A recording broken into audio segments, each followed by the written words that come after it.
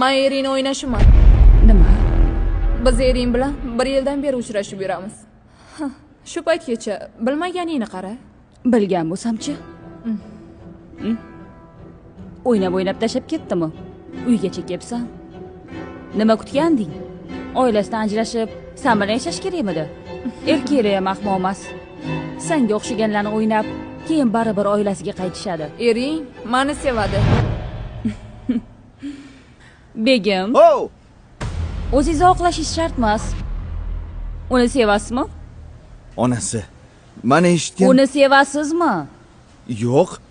O'rtada farzandinglar bormi? Yo'q, albatta. Nima deganing bu? Eshitdingmi? U sen o'ynab bo'lgan.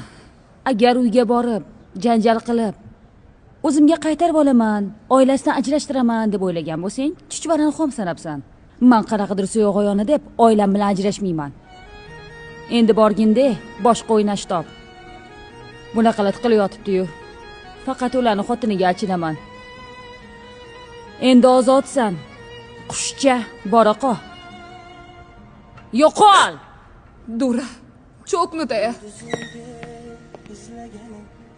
Biz ayollar oilani saqlab qolish uchun hatto mard erkaklardek bo'lishimizga to'g'ri keladi.